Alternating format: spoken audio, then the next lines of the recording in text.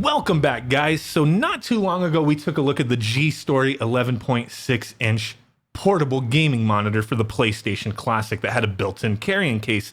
And I thought that product was pretty neat. I purchased it. I have been using it quite a bit. Sure, it's not perfect, but it suits my needs. So after I dropped that video, another company hit me up and said, hey, if you like that monitor, we have something even better we would like you to take a look at. So that's what we're doing today, is we're taking a look at the MageDok portable monitor. This monitor can be used for gaming, can be used as an additional screen for your PC, to share screens on an Android device, whatever the case may be. You can use it for your PlayStation Classic, your Xbox, your Raspberry Pi, anything that uses HDMI. So they did send me the 17.3-inch model. They have 3 different versions. They all have different specs. I'll share that on the screen in a moment. But this one that we're taking a look at, I'm going to share some footage, give you guys my thoughts on it. So this is a 2K resolution screen, 2560 by 1440. Has 120 hertz refresh rate, also an 800:1 contrast ratio, 5 milliseconds response time. It also includes a mini HDMI and USB-C video inputs, USB-C for power. The USB-C, the additional USB-C, can also be used for pass-through power. It's pretty interesting. It also includes dual speakers. We'll kind of talk about that in a second. The whole thing weighs 2.2 pounds. It includes 8-bit color depth range of 16.7 million colors, a brightness of 400 candela per square meter, screen sharing with devices over USB or HDMI, whatever you need. I'm not really going to be using this for screen sharing or for PC stuff. I like to have something like this for some portable gaming action.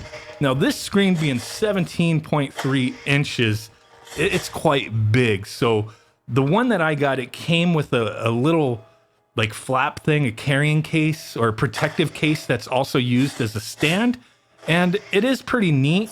The whole construction of this thing is definitely quality from what I've experienced and what I'm looking at here.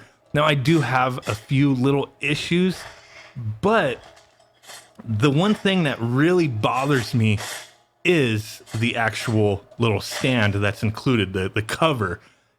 I wish it connected to the monitor in a different way, because what it uses is some kind of extreme like adhesive to prop it onto the back of the monitor.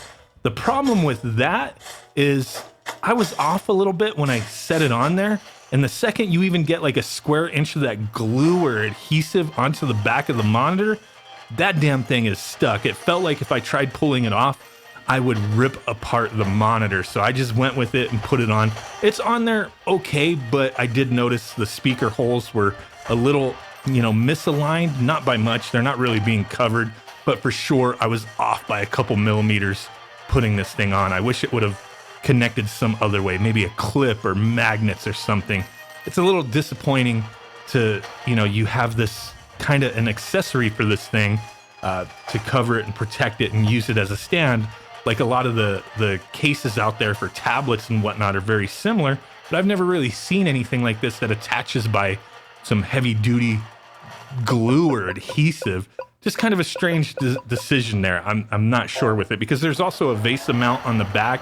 You can mount this up if you need it to, but you can't remove the case if you attach it. And if I would have known by just putting a little part of that adhesive on it, I wouldn't have bothered putting the thing on there at all. That's a little disappointing, but besides that, that's my biggest issue with this thing. Everything else with using this, the visuals with the refresh rate, playing games on this is definitely cool. I do kind of wish I would have gotten one of the smaller ones. Sometimes, it's not always bigger is better. The other ones have a higher refresh rate, that kind of thing, better contrast ratio and all that. This one is kind of designed for gaming and for productivity.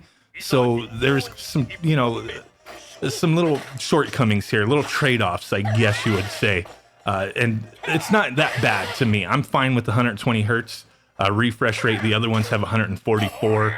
I believe maybe even the resolution is higher. That's not really something that bothers me. It's just I would prefer to have maybe a 13-inch just to be more easily carried around and portable. Not to say this is not a portable monitor. It's just, it's hard to describe how big this thing really is. It is definitely a big monitor. It's nice. It looks great. The brushed metal around the bezel, everything is nice. Comparing it to the G-Story, the G-Story is just a cheap monitor in a plastic housing that almost feels flexible, but it works for me. It's fine. The quality on that device is fine to me. The price is a little high on that device for some people. And you're going to pay more for quality. So I'm sure these things are a little more expensive than the G-Story. But like I said, I would prefer smaller just for the portability. The 11.6-inch G-Story works for me. So I think I would have been cool with the 13-inch for this monitor. And I believe the price for the 13-inch is $189 or $199, somewhere around there, around $200.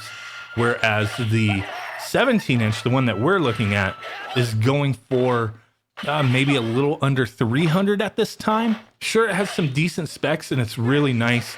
Playing games on this thing looks beautiful in my opinion. I couldn't ask for more. We do have some options, the little button on the side. It's kind of interesting. You push it in, opens up the menu, and then you can scroll through. Just typical stuff. It's nothing amazing, but brightness, contrast, saturation, that kind of thing. And then you kind of shift it up and down and then push it in to select. It takes a little getting used to the way that works, but it works fine. But then the next thing I want to talk about is the built-in speakers. So, this is a fairly slim, low-profile monitor. It's a portable monitor. The dual speakers are not very loud. Now, if you're in a completely quiet room, not too much of an issue. I've recorded this video with the volume all the way up. I had to put my microphone behind the monitor. Otherwise, I would not catch any audio whatsoever with the studio mic that I use. And if you have anything going on, like the PlayStation 4 that I have is an older model, and that thing freaking hums. It's like a freaking jet engine. That kind of clouds out the sound for me from this monitor. So that's a negative. If you have a fan going, if you have a loud air conditioner going, if there's people around you, you're not gonna really hear the speaker very well, the dual speakers. It does have a headphone jack that you can use headphones. That is cool. You can also plug in, some kind of external speaker if you so choose. I've used Altec Lansing speaker. I have a few of those lying around that I use quite a bit, and it works just fine. So you have those options, and it's kind of hard to expect really great sound out of a monitor like this. Most monitors don't even have built-in speakers, and if they do, they really suck.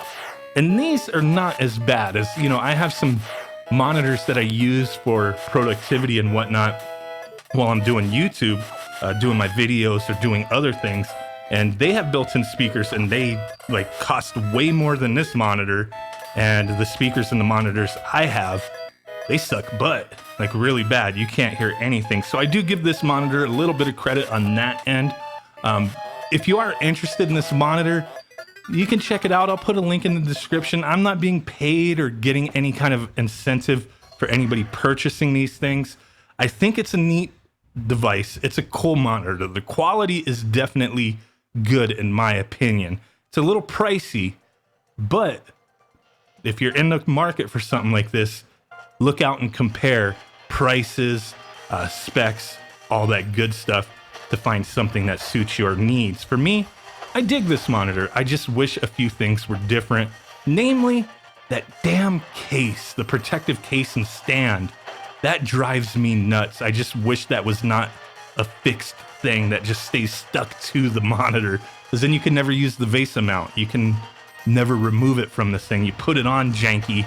If you wind up dropping it on it while you're trying to do it, you're screwed.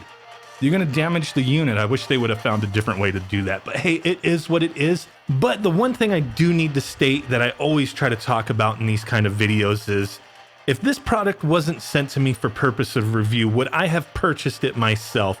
And with this item, despite it being a quality product, in my opinion, my answer is going to be no. I just could not justify the almost $300 price point for this. I have something else that suits my needs just fine, so no, I would not have bought it. So there you go. That's my thoughts on it. If you want to check it out, link will be in the description. But hey, really do appreciate you guys hanging out with me. And with that said, I will catch y'all next time. Peace out, bull-boys, and boom. Boy!